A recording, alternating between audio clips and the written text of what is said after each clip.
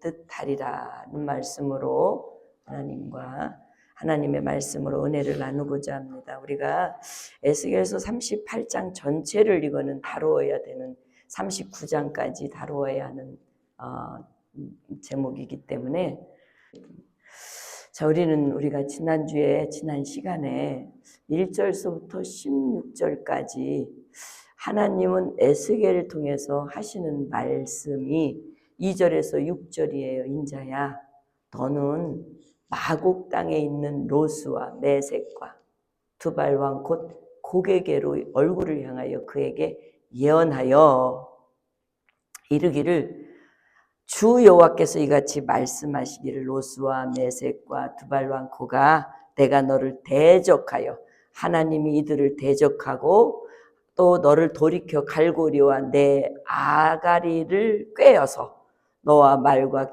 기마병 곧 내 온 군대를 끌어내되 완전한 갑옷을 입고 큰 방패와 작은 방패를 가지고 칼을 잡은 큰 무리와 그들과 함께 한 방패와 투구를 갖춘 바사와 구스와 붓과 고멜과 그 모든 떼와 북쪽 끝에 도갈마 족속과 그 모든 떼 곧 많은 백성의 무리를 너와 함께 끌어내리라.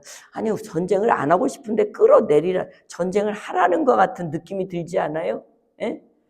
하나님께서 지금 마곡의 땅에 곡을 왕으로 삼은 그 왕을 중심으로 연합군을 만드는데 이들한테 예언하기를 말과 기병과 온 군대를 모아 갑옷과 방패, 칼, 이 모든 것들로 완전 무장하라는 거예요.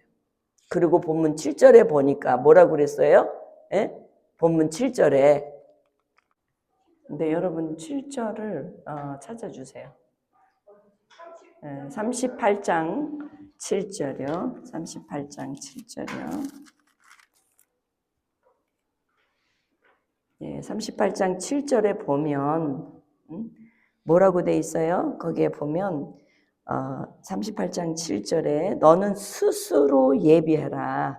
왜냐면 지금 곡과 마곡의 땅 그 곡 왕한테 너희들 연합군들이 스스로 준비해라. 같이 뭐를? 그 전쟁을 위해서. 그런데 누구 보고 우두머리가 되라고요? 여기에 본문에 보면 곡 왕이 우두머리가 되어서 준비하라는 거예요. 예. 그리고 보면 이 본문을 읽다 보면 하나님께서는 마곡 땅의 곡으로 10절에 보면 하나님이 그의 마음에 악한 꾀를 내게끔 생각하게 만들어요. 여러분, 이것은 마치 하나님께서 여러분이 잘 알다시피 여러분 예전에 기억나요? 출애굽기 7장 3절에 보면 바로를 하나님께서 강팍하게 만들어가지고 이적을 자꾸 행하게 만드시잖아요. 그러니까 아주 강팍하게 만드는 그 하나님의 마음처럼 또 여러분이 잘 알다시피 그 사무엘상 우리가 얼마 전에 16장 지나갔는데 누구를 하나님의 영은 걷어가시고 악한 영을 누구에게 집어넣어? 사울에게 집어넣어서 번뇌케 하잖아요. 그뿐만 아니라 여러분 열왕기상 22장의 20절에서부터 23절에 보면 하나님께서 이런 말을 여호와께서 말씀하시길 누가 아합을 꿰어서 길르앗 나못까지 올라와 죽게 할꼬 하니까 하나님께서 이렇게 말하니까 하나는 이렇게 말해, 또 하나는 저렇게 말해. 근데 21절에 한 영이 나와서 여호와 앞에 서서 말해, 내가 가서 아합을 꿰게요 이런 말을 해요. 그러니까 22절에 여호와께서 그에게 어떻게 하겠느냐 이르시되 내가 나가서 거짓말하는 영을 그 속에다가 집어넣어서, 그러니까 모든 선지자의 입에 넣어서 모든 선지자의 입에서 그를 꿰게 하겠다. 그래서 결국은 이 거짓말하는 영이 왕의 이 모든 선지자 입에 넣어주고 왕께서는 그들의 입을 통해서 어떻게 돼? 결국은 자기 스스로 죽게 되는 결국은 하나님은 절대 그랬죠. 하나님께서 직접 사람을 죽이지 않고 부리시는 영들로 스스로 자멸할 수 있도록 하게 하시는 마치 그런 것처럼 지금 10절에 가만히 보면은 여러분이 38절 10절에 여호와께서 이같이 말씀하셨느냐 그날에 내 마음에서 여러 가지 생각이 나서 무슨 꾀를 꾀? 악한 꾀. 여러분 우리가요 신앙생활 하는데요 하나님을 믿고 영접하고 구원의 그 확신함을 얻고 그리고 나는 절대 어떠한 유혹에도 넘어가지 않겠다고 다짐하고 기도하고 그러잖아요. 그래도 악한 영이 우리를 덮으면 웬만하면 넘어갈 수 있을 일도 못 넘어가요. 여러분 욥도 보세요. 욥도 그렇게 하나님께서 인정한 그 지역에서 인정한 의인이고 정말 하나님이 보증하는 사실은 욥이었어요. 근데 사단이 그 계속적인 고난을 더 주니까 나중에는 어떻게 돼요? 흔들리잖아요. 그러니까 우리가 지금 신앙생활 하면서 나 정도는 되겠지. 이거 오만이고 교만이에요. 정말 오만이고 교만인데 여러분 빌리 그레함 목사님이 쓴 아마겟돈이라는 책이 있어요. 그 책에 보면 이런 얘기가 나요. 종말에 벌어질 하나님과 사탄과 전쟁이 상세하게 모세했는데 여기서 사탄의 종말에 가서는 수하의 모든 세력을 집결해서 하나님을 대적한다고 그랬거든요. 그러니까 하나님께서 당신을 대적할 거를 알겠어요? 안 알겠어요? 알아요. 그래서 그러면 하나님은 왜 곡을 통해서 곡과 연합군을 통해서 왜 무엇을 하려고 이렇게 이 연합군들을 이렇게 끌어내어서 대적자로 세울까? 오늘 본문의 8절에 보면 오늘 그 38절 8절에 보면 여러 날 후를 위해서예요. 여러 날 후 곧 말년에 여러분 이거 뭔지 아세요? 여러 날 후 곧 말년에 내가 명령을 받고 그 땅 곧 오래 황폐하였던 이스라엘 산에 이르니 그 땅 백성은 칼을 벗어나서 여러 나라에 모여들어 칼이라고 한 전쟁이에요. 이 전쟁을 벗어나서 이게 지금 누구를 말해? 이스라엘을 말하는 거예요. 여러분이 잘 알다시피 요한계시록 20장 7절에 보면 천년이 잠에 이랬잖아요. 천년이 잠에 사단이 옥에 풀려서 나와서 땅의 사방 백성 곡과 마곡을 미혹하여 모와 싸움을 붙이리니 그 수가 모래알 같다 이랬잖아요. 이 연합군. 이게 제가요 에스겔서 38, 39장하고 이 요한계시록 20장하고 연결이 돼요. 지금 이 에스겔은 예언이고요. 사실적으로 요한계시록 20장도 예언이에요.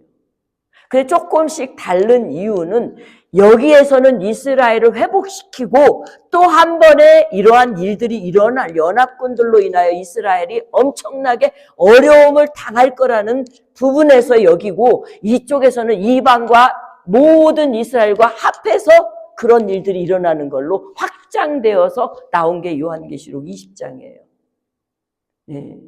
제가 계속해서 읽고 또 읽고 계속 안 맞는 거예요. 제가 이렇게 기도하면서 하는데 이게 안 맞는 거예요. 근데 어느 날 이렇게 쫙 풀려.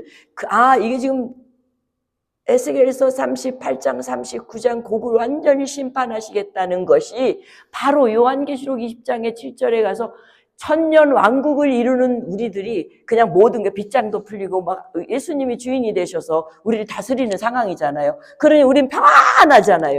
근데 어느 날 갑자기 천년이 지났는데 그 사단이 옥에 풀어놓으니까 갑자기 이 군대가 몰려들어서 마지막 그 싸움을 하게 되는 거죠. 연합군들 수많은 모래알 같은 이 군대들이 그래서 이게 풀려졌어요. 지금 이 에스겔은 하나님께서 이스라엘 백성을 막 37장 회복하신다고 했잖아요. 근데 회복한 것만이 끝나는 게 아니야. 회복했는데 또 깨어 있어야 되는 상황이야. 그러니까 영적으로는 우리가 주님의 나라 새하늘과 새 땅 들어가기 전까지는 어떻게 돼요? 우리가 정신을 놓을 수가 없다는 거예요. 믿음의 자리를 내려놓을 수 없다는 거예요. 그래서 우리가 매일같이 예배드리고 매일같이 여러분 기도하고 매일같이 삶 속에서 예수님과 함께 동행해야 될 근본적인 원인이 여기 있는 거예요. 그러니까 새하늘과 새 땅을 주님께서 우리에게 들어오게끔 하는 그날까지는 천년도 예수님의 그때 즐기는 그 상황인데, 여러분 천년이 하루가 될지 천년이 될지 우리는 몰라요. 왜?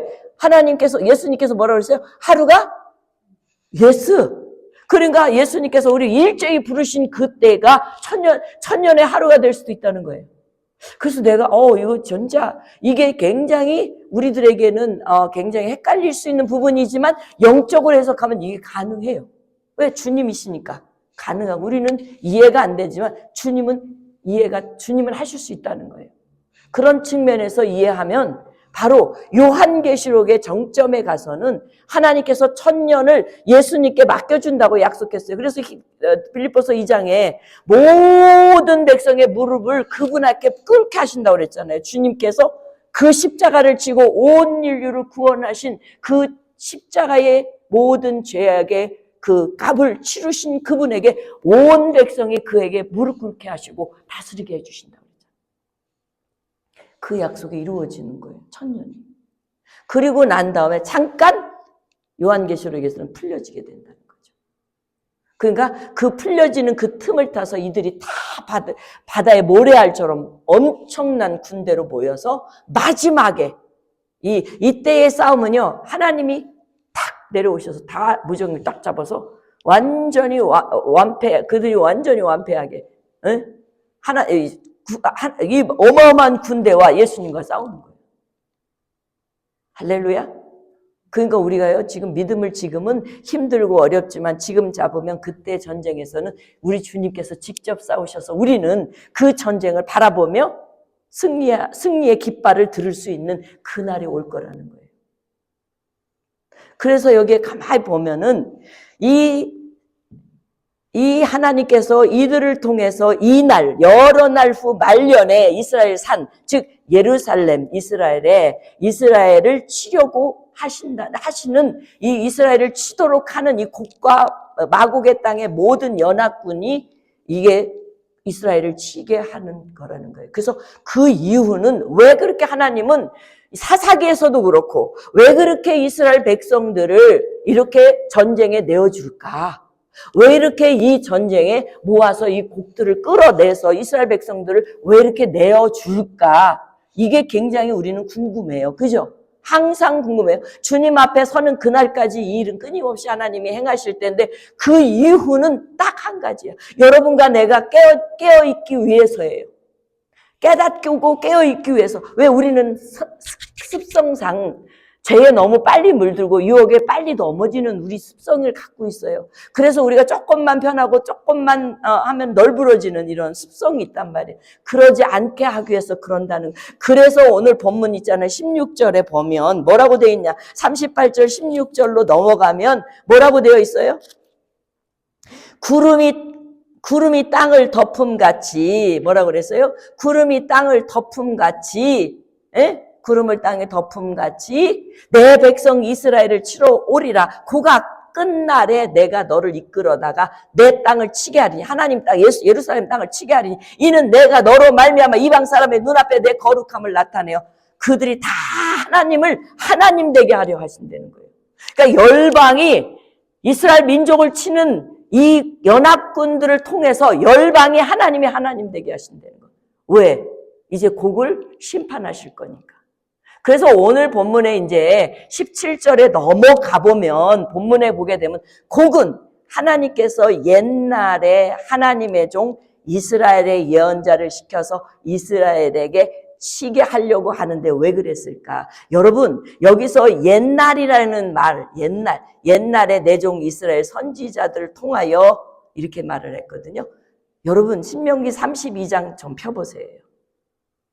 신명기 32장 다 피세요. 우리 줌에 계시는 분도요. 신명기 32장은 누구의 노래죠?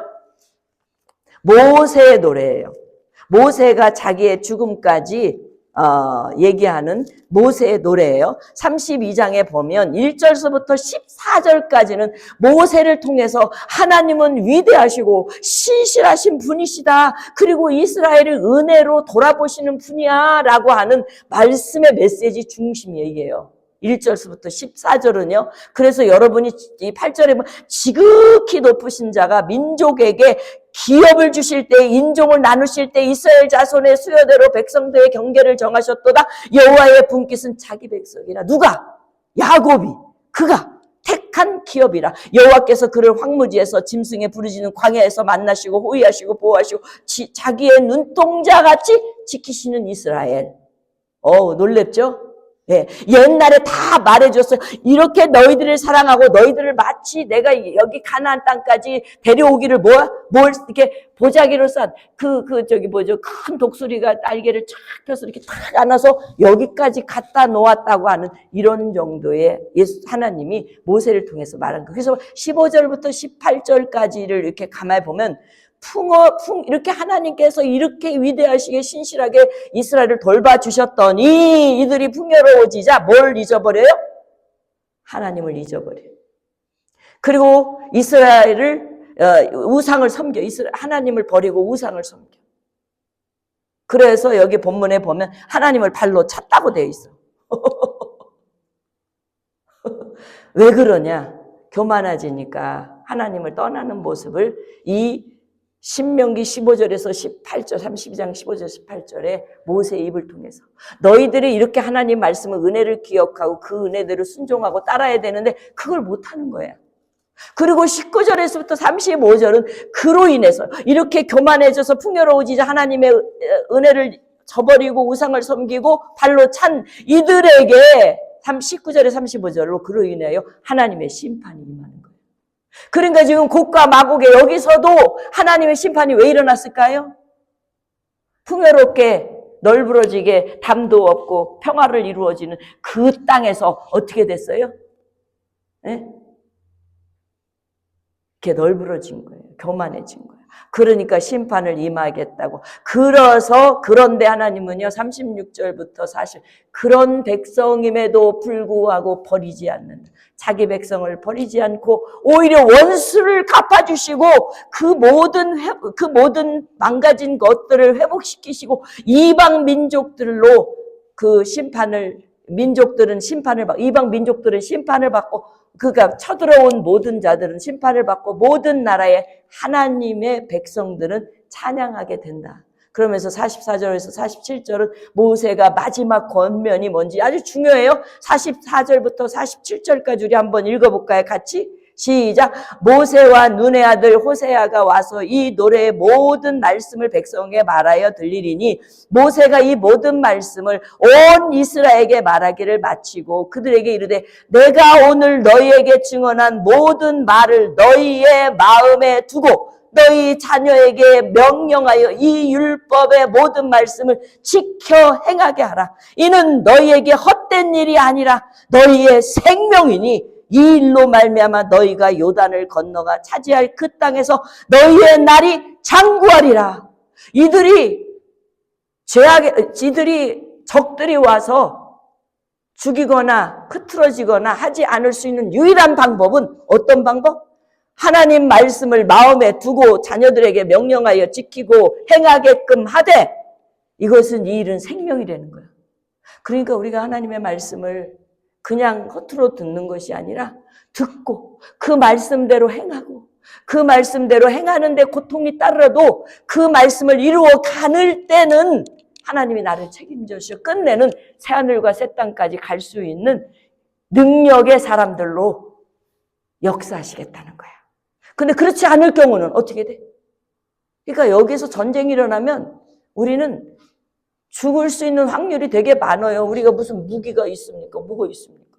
그죠? 근데 우리가 무기가 없어도 하나님은 우리를 다시 살리실 능력을 갖고 계신 분이기 때문에 우린 염려할 게 없지만 중요한 것은 바로 다시 영원히 살 수 있는 부활에 뭘 주셨어요? 은총을 주셨기 때문에. 그러니까 우리는 어쩌거나 저쩌거나 하나님 말씀대로 순종하며 그 명령을 지켜 행하고 내 자녀들에게도 율례를 잘 가르쳐서 지켜 행하도록 할 때에 우리의 날이 장구하게 된다. 그래서 이 옛적 내 종 이스라엘 선지자들. 그랬는데 17절에 보면 사람이 내가 아니냐. 그들이 그때 여러 해 동안 예언하기를 내가 너를 이끌어다. 지금 그때 예언했을 때에 누군가가 그렇게 하나님 말씀을 불순종하고 하나님을 잊어버리고 하나님 발로 차는 이들에게 하나님께서 적을 보내서 치는데 그게 곡이라는 거예요. 곡과 연합군이라는 거예요. 그러니까 이걸 가만히 보면 여러분이 잘 알다시피 연합군이 침략해서 이스라엘을 치게 허용하시는 하나님의 까닭. 우리가 믿음이 좋고 신실한 자들에게 하나님께서 시련을 주는 그 까닭. 그 까닭은 여러분 사사기도 잘 알다시피 깨어나게 하기 위해서. 하나님께 부르짖기 위해서잖아요. 예? 우리가 늘 풍요로워지고 조금 만만하게 되면 우리가 우상을 섬기고 하나님 버리는 습관이 있는데, 예? 그래서 하나님께서는 이 허용하는 거 본문 18절에 보면 그날에 곡이 이스라엘 땅을 치러 오면 하나님의 노여움이 너희들 얼굴에 나타나다. 이건 주 여호와의 말씀이니라. 그날에 하나님은 이렇게 정해놓고 참지 못하고 행한다는 거예요. 그러니까 19절에 보면 내가 질투와 맹렬한 노여움으로 말하였거니와 그날에 큰 지진이 이스라엘 땅에 이들이 쳐들어오는 이스라엘 땅에 큰 지진이 내린다면 이스라엘 백성도 죽고 이들도 죽는 그런 일이잖아요. 맞아요, 틀려요? 네. 이스라엘만 살려주는 게 아니잖아요. 하나님의 진노가 곡을 통해서 연합군을 통해서 하나님께 교만하고 자만하고 불순종한 자 또 걸러내시는 거예요. 그러니까 천년왕국을 이루었다고 해서 그 천년왕국 사이에서 또 걸르신다는 얘기를 하는 거예요. 그러니까 저는 되게 두렵고 놀랍다는 거예요. 그래서 여러분이 오늘 어느 성도님이 오늘 요한계시록을 읽으면서 둘째 사망이 뭐냐고 물어보세요. 그래서 둘째 사망, 여러분 둘째 사망이 뭔지 아시죠? 모르시는 분 혹시?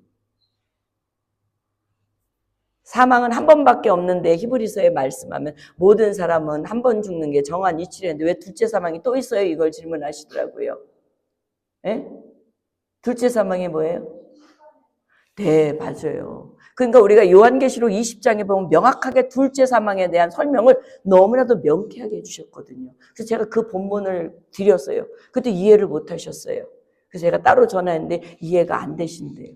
그러니까 무슨 말인지 정확하게 모르겠어요. 자기가 왜 그랬는지 그거는 잘 모르겠는데 일단은 여러분 그래서 제가 그랬어요. 우리 그리스도인들은 2번 태어나서 1번 죽습니다.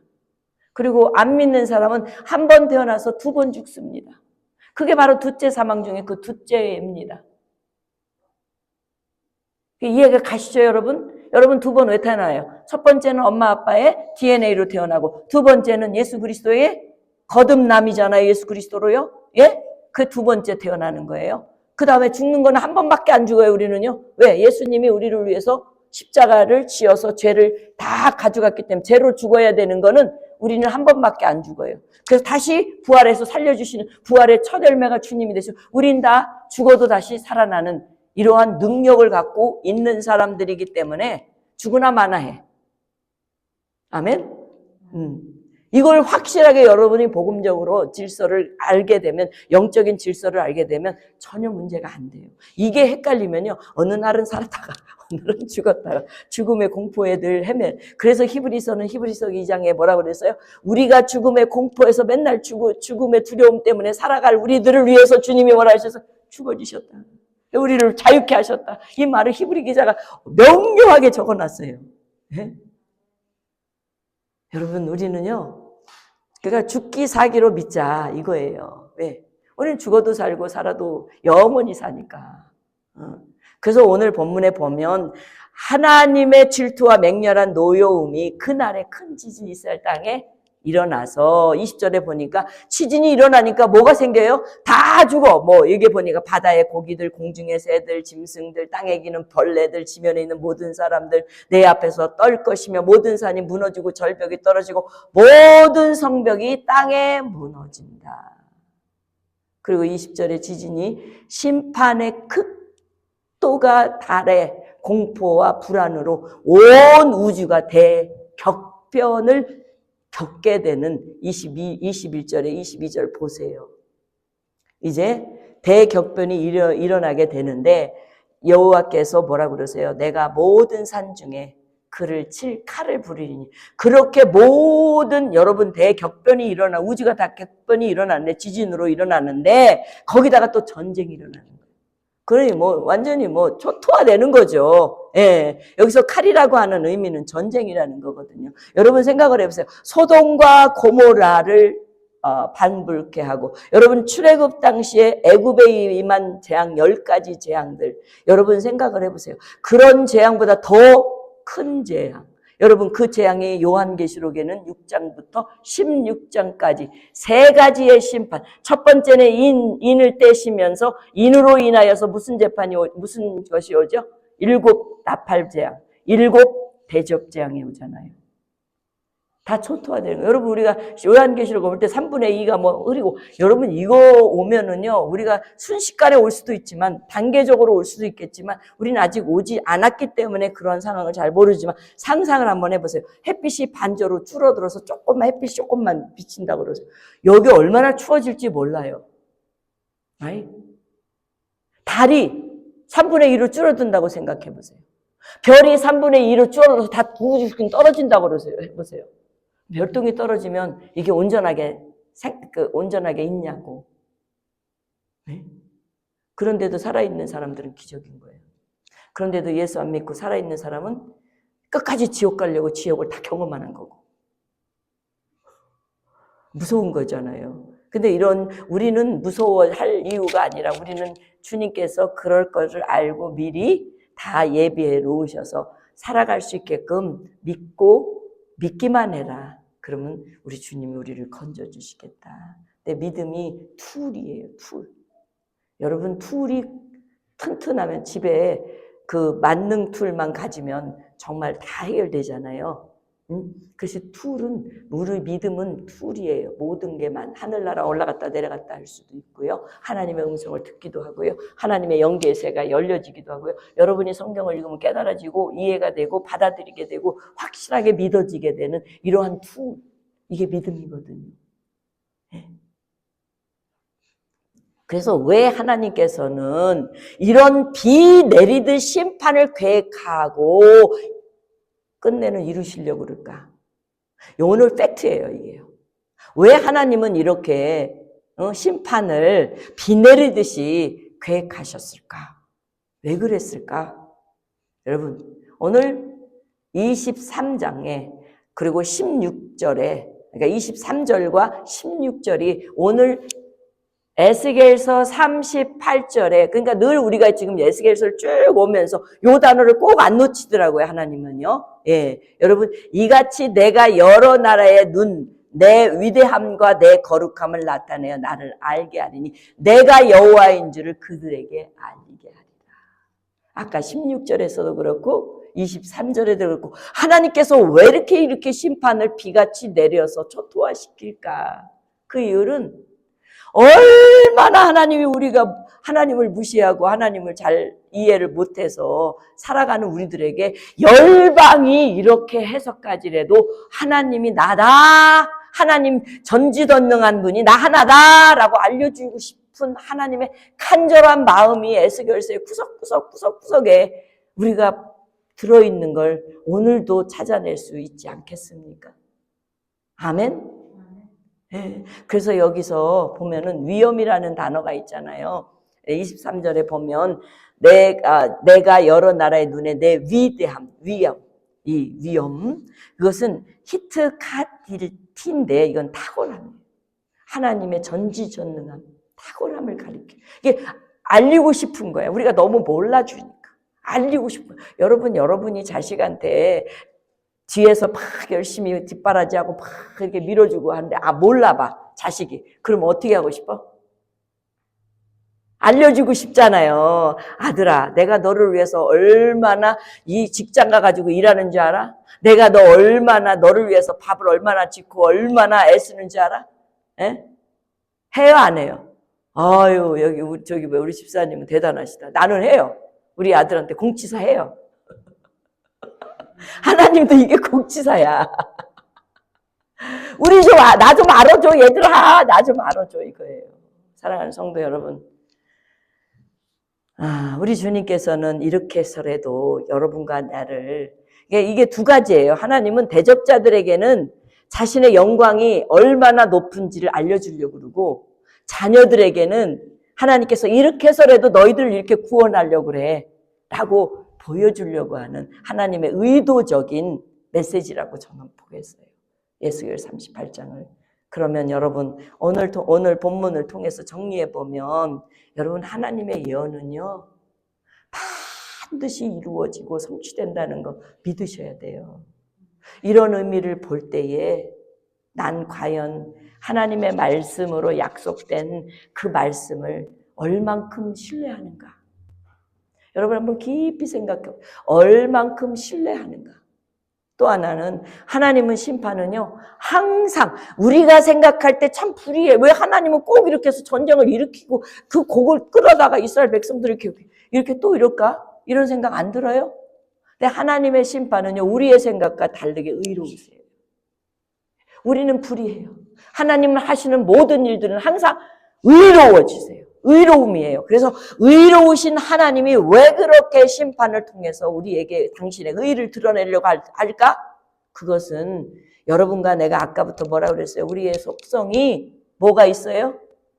네, 이게 죄를 예수님께서 십자가에 다 지어서 없애주셨는데도 불구하고 이 근성 자체가 조금만 뭐하면 교만한 태도, 겸손을 습득하지 못하고 자꾸 교만해져서 자꾸 정죄하고 자꾸 논하고 막 이러려고 하는 것 때문에 그래요.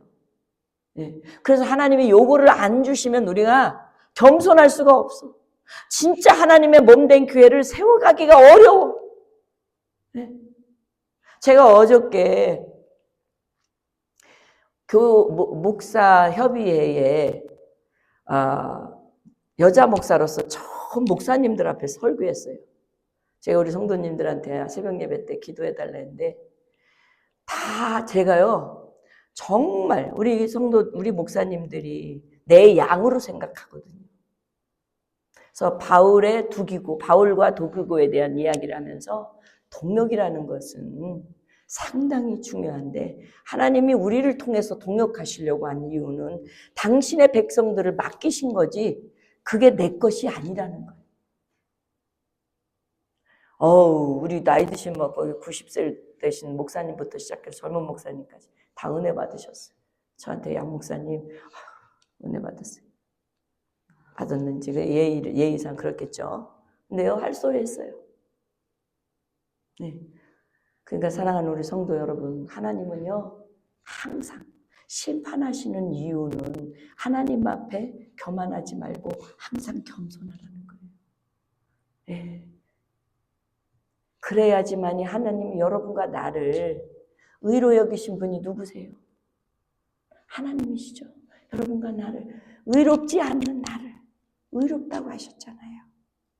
형편없는 나를 의롭다고 하시잖아요. 딸아, 아들아, 내가 너를 의롭다고 칭하마. 아브라함도 사실은요 그의 인생을 보면 의로운 삶을 살았어요? 아닌데도 의롭다고 칭해 주셨잖아요.